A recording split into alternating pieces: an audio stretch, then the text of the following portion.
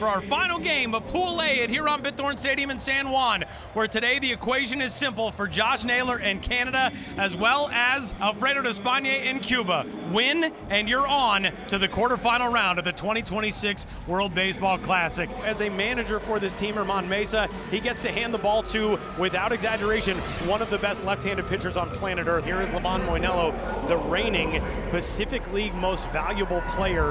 3-2, Lopez back up the middle, a leadoff single on the 7th pitch. And you can see here the 2 pitch violations. Part of this is just come and set too quickly when Josh Naylor wasn't making eye contact. I mean, he's going to see his first pitch of this at bat ahead 2-0 in the count. Livan Moinelo has not utilized the pitch clock, but he seems a little rattled here as he issues a 2-pitch walk in effect to Josh Naylor, and it's first and second to get things started against Livan Moinelo for Canada in the first. So one away, and the runners are going, and Moinelo now has Lopez hung up between second and third, and Canada runs into an out on the base path. He's calling Yoan Moncada for being the way of the runner. That's what it is. Right. And all kinds of controversy here in the first inning. An opportunity to jump in front, 2 away. Bases are loaded now for another guy who's been playing in Asia for the last couple of seasons, Matt Davidson of the NC Dinos in Korea. Can you deal with all that adversity right here and put up a 0? Davidson high in the air on the infield.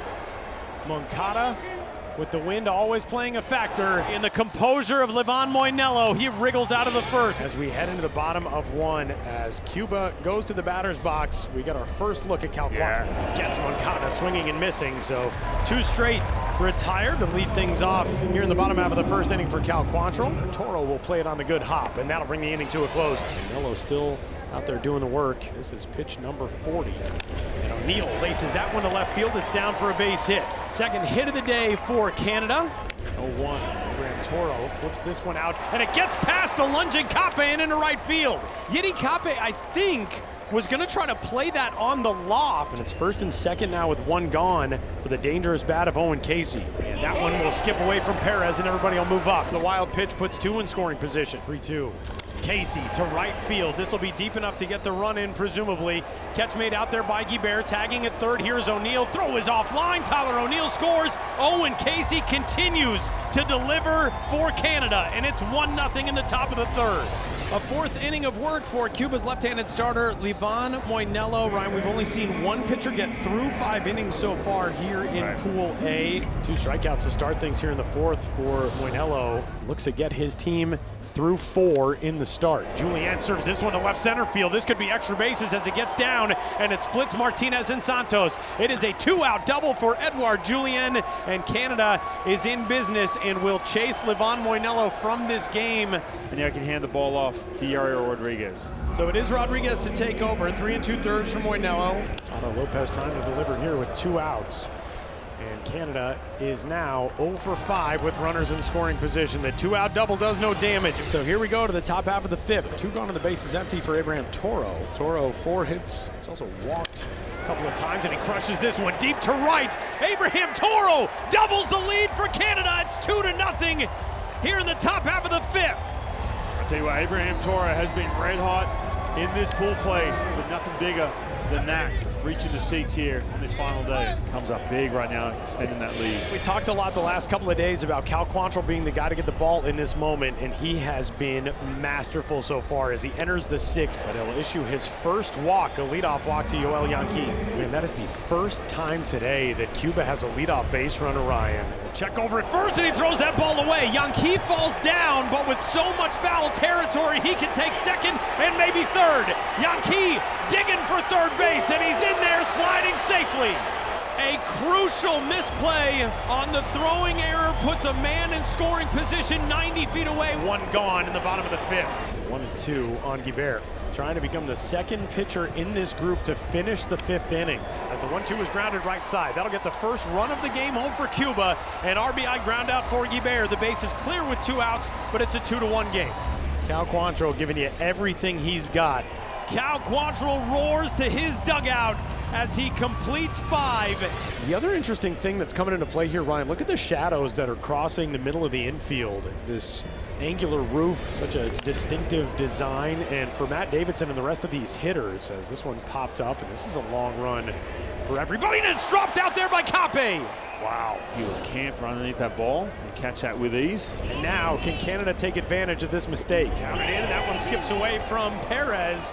And it's going to send Davidson to second. Now he's headed for third. The throw from Perez is not going to be in time to get him.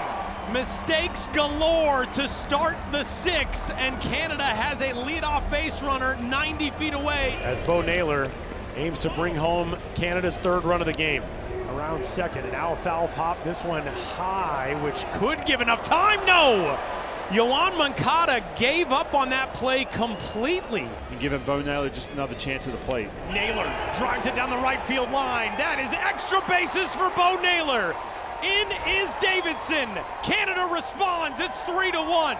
Bo, who did struggle last year with the bat as a Cleveland Guardian, comes up big right here in the sixth inning. It's the 0-2, and Denzel Clark fouls it to stay alive at the plate. No, did not get a piece of it, did get a piece of it. No, we're gonna get, is that a catcher's interference call? It is. Oh, he scooped the ball up with the mask? Well, unforced errors right here. Naylor at third, his cousin Clark at second. So now it's Otto Lopez's turn. Rodriguez deals. Lopez bouncing ball left side. That's past the lunge of Vargas and into left. In to score is Bo Naylor. Denzel Clark can fly. He scores two.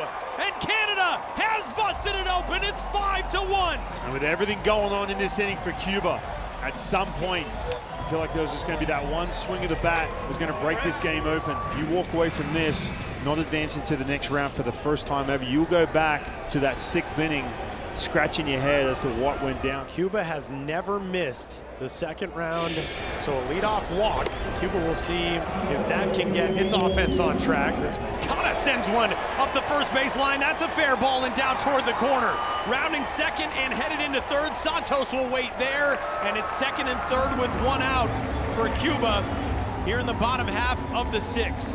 So here comes Ariel Martinez, who has two of his team's 3 hits today, and if he gives you another one, Cuba's right back in this thing. Base hit, Martinez with a 3-hit day. He'll drive in just one as Moncada has to hold at third, but Cuba claws one back, and it's 5-2. And they are loaded up for Yiddy Cape. 2 outs in the bottom of the sixth with one already home. Deep breath in the 0-2. Got him! Monster strikeout for Adam Macko, and Canada wriggles out of the jam. And good to see James Paxton back out there. Remember the first outing he had against Panama? It was shaky, had some defensive mishaps. He was involved in a couple. He felt like the game kind of sped up a little bit. Again, it's been a while, right? He's had some time off. And defense again playing a factor. A tough play for Otto Lopez. It's first and third with one away. We're going to get a pinch hitter here, Arizbel Urubarrena. 94 from the veteran lefty James Paxton, and a big second out in the seventh. Doesn't get any easier as Paxton has to go through Yoan Moncada. James Paxton strikes out the side in the seventh. We'll see an eighth man on, and that brings up the big league bat of Josh Naylor. Josh Naylor fights this one off the hands, falling quickly in left, and on comes Martinez, who can't make the catch. Rounding third base, here comes Lopez to the plate. The insurance run is in on the flare off the bat of Naylor.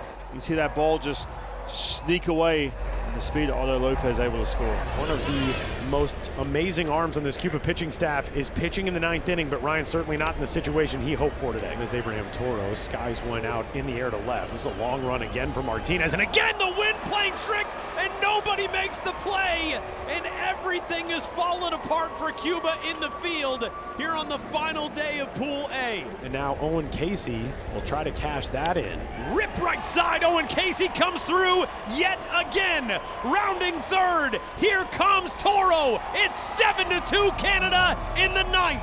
As Owen Casey has taken over the tournament lead in Canadian baseball history with 9 runs batted in. The knockout blow right there. It is a 5-run Canada lead as we go to the bottom of the ninth inning, and it is James Paxton, and at 49 pitches as they want Paxton available, and Paxton will be lifted here.